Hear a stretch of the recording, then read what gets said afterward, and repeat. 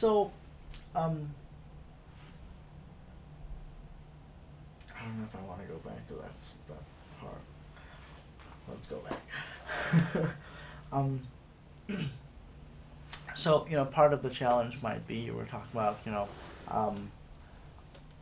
not necessarily being able to get a lot of people following through on attending events or lobbying events or things like that. But part of the challenge with that might well be that not everyone, you can't necessarily get everyone to necessarily show up, but the awareness itself, the gradual change in attitude or behaviors, is that something that you are trying to follow up on or trying to Very, address? very definitely. That's part of the reason why we asked you to Mm-hmm. come to DJJ and work with us on crafting message, and so I mean, number one in this year at Congregation Shir Tikva, we hosted a water event, so to speak, that was a fundraiser for Michigan Citizens for Water Conservation, who are the ones fighting Nestle's taking hundreds of millions of gallons of water out of the ground for 200 hours a year. And so we hosted a concert. One of our members and Peggy Case were both members of a choir group, and oh my God, this is horrible. I can't remember the name of it. But so they sang. It became a concert, but also interspersed with speeches. Okay, with Sylvia came and talked for a while. Peggy did a presentation, and I did a presentation on how our congregation had gotten involved, and that was interspersed throughout the concert. We did what we called a water crisis or a water Shabbat service where.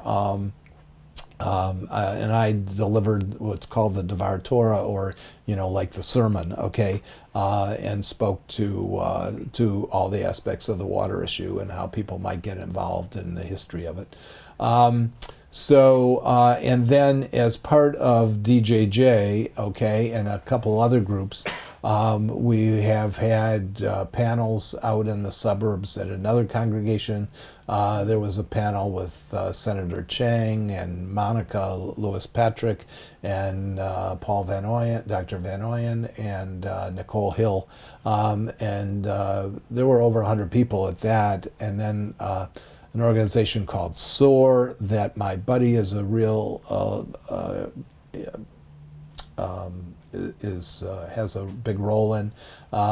They started a social justice aspect. It's an adult education group. You might know of it because it's actually affiliated with Wayne. It has an affiliation with Wayne, and they had another panel, and that brought in a lot of people. So. And like I said, with DJJ now, we're wanting to become more systematic. Remember, part of our mission is a progressive voice in the Jewish community, okay? And so we want to educate the larger community as much as we can to the issues.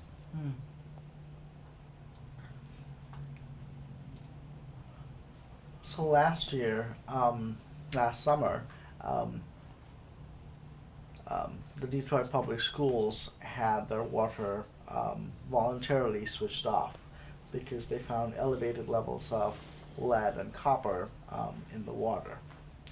And it just got restored this summer, right at the start of the school year. Excuse me. As an educator, as a lifelong educator, teacher and a principal, I wonder if you were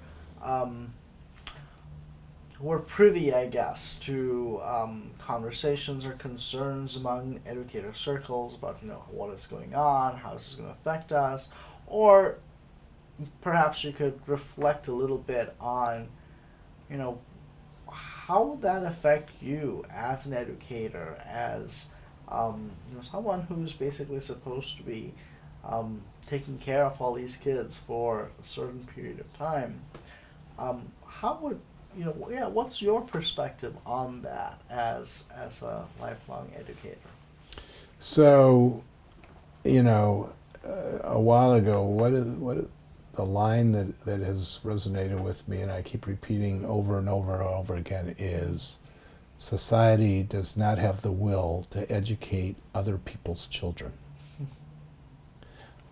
And that resonates with me again and again and again, and it's just another example. I mean, so the way, when I first heard about it, I said, oh my God, I mean, they face so many challenges in each individual Detroit public school regarding resources. I mean, everything from, we don't have enough certified teachers, okay? And so we're forced to use substitute teachers, okay? Who's helping them even with a lesson plan, much less what are their teaching skills? And so,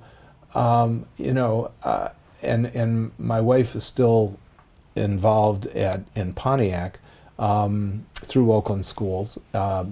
She's a science educator, and so she has worked at the high school and the middle school and the they have a sort of like a charter school within the school system. And it's called the, what is it called now? It's an academy. They call it an academy. So the long and the short of it is, though, at the high school where they had like four science positions over the last 2 years, they have only been able to find 2 certified teachers to fill 2 of those 4 positions. And similarly in math.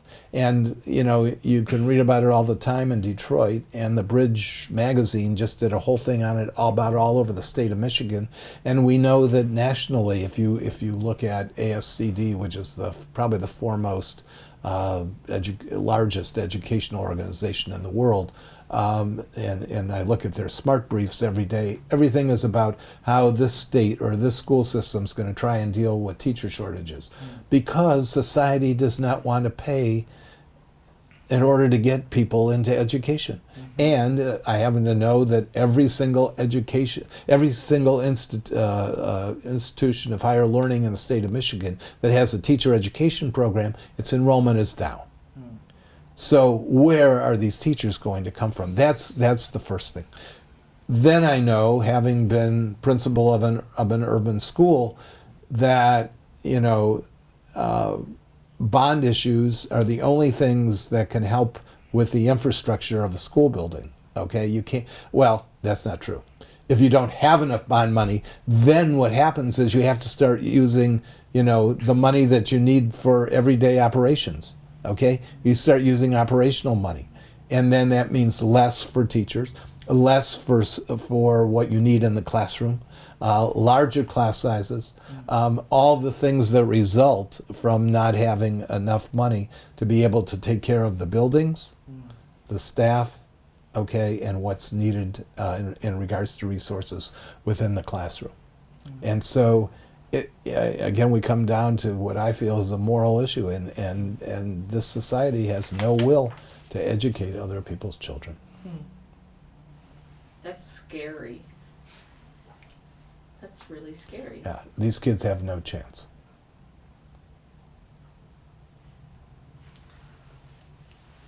What are some meaningful moments or vignettes that come to mind for you during this time that you have been organizing for water justice? What are some?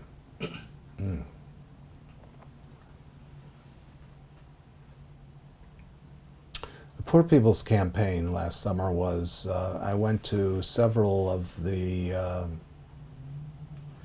events in Lansing. And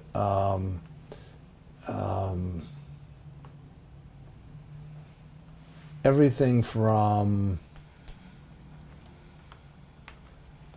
the either lack of reaction or negative reaction of some people towards the whole idea of doing this That was one of the aspects of it that was enlightening, as well as um,